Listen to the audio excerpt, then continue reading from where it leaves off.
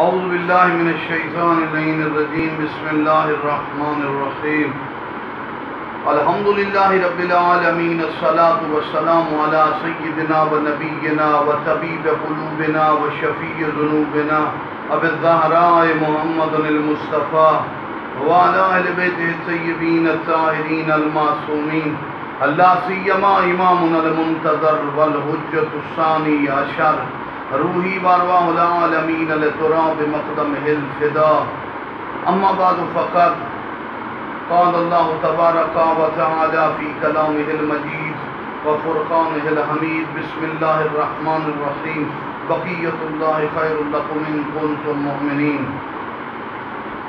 اپنے بیان میں، اپنے فرقان میں، اپنے کلام میں میرے مالک نے اپنے باقی ماندہ خزانہ مہدی کی طرف اشارہ کیا کہ جو اس کو مانے گا وہی مومنین کی علامات رکھتا ہے، کیونکہ ایمان کی وادی کو خیر اسی وقت نصیب ہوتی ہے جب مہدی کا تذکرہ ہو۔ عزیزو، امام کے ذکر کا طالب ہوا دعا اور امام کے وجود کی طرف متوجہ ہو۔ حقیقی طالب ہی اگر ہوگا تو مہدی کی معرفت کا جوہر نصیب ہوگا۔ جب حقیقی طالب ہوگا تو تب جوہر نصیب ہوگا۔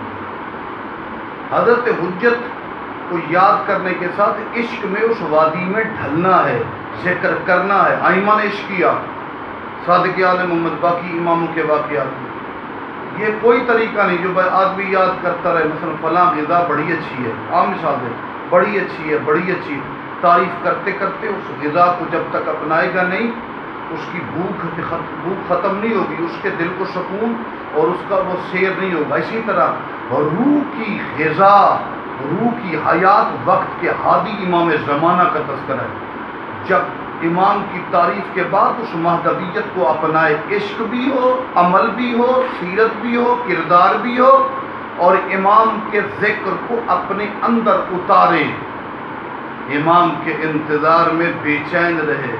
یہ بے چینی میں تڑپنا مہدویت کے تذکرے کی عظیم معراج و پرواز ثابت ہوگی۔ جب اس طرح ہوگا غیبت کبریٰ کے اس اختتامی دور میں تو میرے عزیزوں بہت بہار آ جائے گی، بہت بلندی نصیب ہوگی، اور یہ بلندیاں انسان کی روح، بیمار روح کو جوانی اور آخر میں تیار کرنے کی علامت بنے۔ میرے شہنشاہ کا تذکرہ یہ نہیں کہ فقط ظہور اطہر کے بعد جیسے روایات میں ملتا لوگ قبروں میں مردہ زندہ ہو جائیں گے، اس غیبت کے دور میں بھی مردہ کیفیت والے لوگوں کو، مردہ معاشروں کو زندہ کرنا چاہتے ہو، وباؤں کو ہٹانا چاہتے ہو، امام کا ذکر برسات کی طرح ہو جائے تو تمام وبائیں ختم ہو جائیں گی۔ یہ وہ امام ہے جو ابر رحمت سے روحانیت کی کو جاویدانی حیات عطا کرتا ہے۔ فقط مکہ مدینہ حجاز عرب نہیں، جہاں کہیں بھی ہو، امام نے کیپٹل کوفہ کو بنانا ہے یا مکہ میں رہنا ہے، یہ تصورات میں نہ رکھنا اپنے کہ امام وہاں کے لوگ فیضیاب نہیں، سلطنت جہانی، ورلڈ، عالم، یونیورس، پوری کائنات پر امام کے اثرات ظہور اطہر کے بعد بھی ہوں گے۔ غیبت کبریٰ میں جو طالب ہے اس کو جوہر مل رہا ہے، جو امام کے قریب ہے اس کو تسکین حاصل ہو رہی ہے، جو امام کی معرفت میں غوطہ زن ہے اسے موتی مل رہے ہیں۔ جب جس نے یاد کیا مشکل حل ہوئی۔ میرے عزیزوں، اللہ کے علاقے میں ایک مناظرہ تھا دو مسلمان گروہوں کے درمیان، ایک مومنین سے، دوسرے مسلمین سے۔ مناظرہ ہوتا رہا، آخر مولا علی دوسرے موضوعات پر جو عالم دین تھا اس نے کتب و روایات سے فتح ثابت کی کہ علی افضل، علی اعلیٰ، عظمت الباقی کمالات۔ جو دوسرا تھا اس کے ساتھ شکست ہوئی، ہلا کی آبادی کا خاصا کنورٹ ہونا بھی اسی مناظرے کے حوالے سے۔ لیکن جب دونوں باہر آئے تو جو شکست خوردہ تھا اس کے لیے دوسرے مومنین نے ووٹنگ شروع کر دی، یہ ہے وہ ہے فلاں فلاں، نور کو مان لے تو عظمت کو مان لے تو فلاں کو مان۔ اس کی ماں کو غصہ آیا، چھت پہ جا کر اس نے محبین آل محمد کو پتھر مارنے شروع کر دیے۔ وہ جو شکست کھا گیا تھا اس کی ماں، جو علی مولا کی ولایت کو نہیں مان رہا تھا، اس کی ماں نے اپنے مکان کی چھت پر لوگوں کو پتھر مارنا، گالیاں دینا، برا بھلا کہنا شروع کر دیا۔ لیکن چونکہ یہ تھا معاملہ مذہب کا، اچانک تمام ہلا والوں نے دیکھا کہ اچانک وہ عورت اندھی ہو گئی، اس کی آنکھیں ختم ہو گئی۔ آج بھی ہلا میں ایک مقام پر موجود ہے شیخ علی حلابی کا مکان، اور اس کے قریب مقام امام زمانہ ہے۔ اندھی ہوگی، رونا شروع کر دیا، ہائے میں نے کیا ظلم کیا، میں نے لوگوں کو گالیاں دی، مارا، کہیں ہو سکتا ہے میں اندھی ہوگی میری آنکھیں واپس آ جائیں۔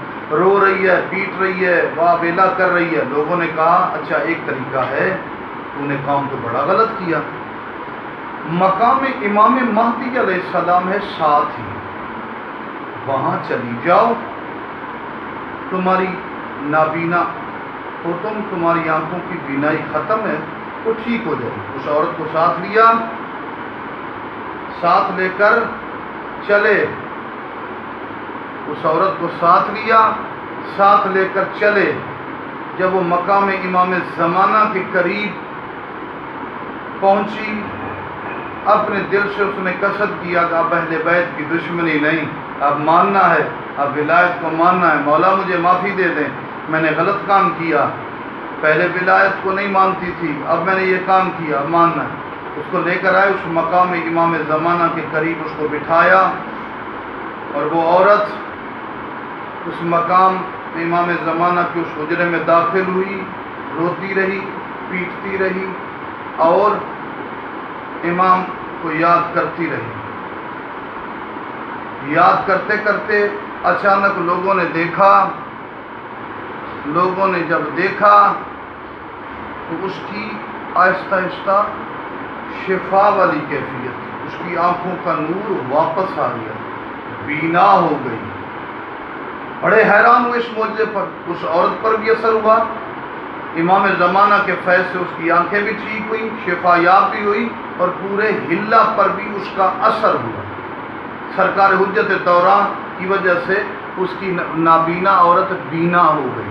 میرے عزیزو، اس کرونا وائرس کی اس وبا میں دو لفظ کہہ کے تو دیکھو، یا سال یا باسا، امام کو یاد کر کے تو دیکھو، آپ کے مسائل حل ہو جائیں گے۔ لہذا معمولاً جتنے بھی ہم دروس ہوتے اس میں ہم میر باقر داماد کی قبر پہ جناب امام زمانہ نے جناب قاسم کو جملے جو دہرائے، وہ 6 لفظ کہہ کے امام کو یاد کرتے۔ بسم اللہ الرحمن الرحیم، یا اللہ، یا محمد، یا علی، یا فاطمہ، یا مہدی ادرکنی ولا تہلکنی۔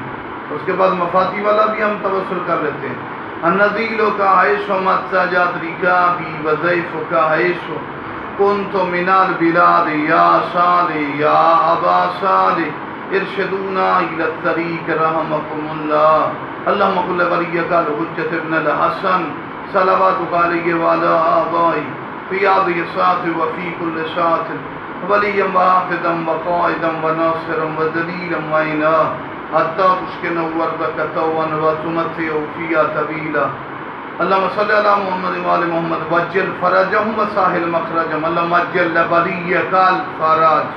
والسلام علیکم ورحمۃ اللہ وبرکاتہ۔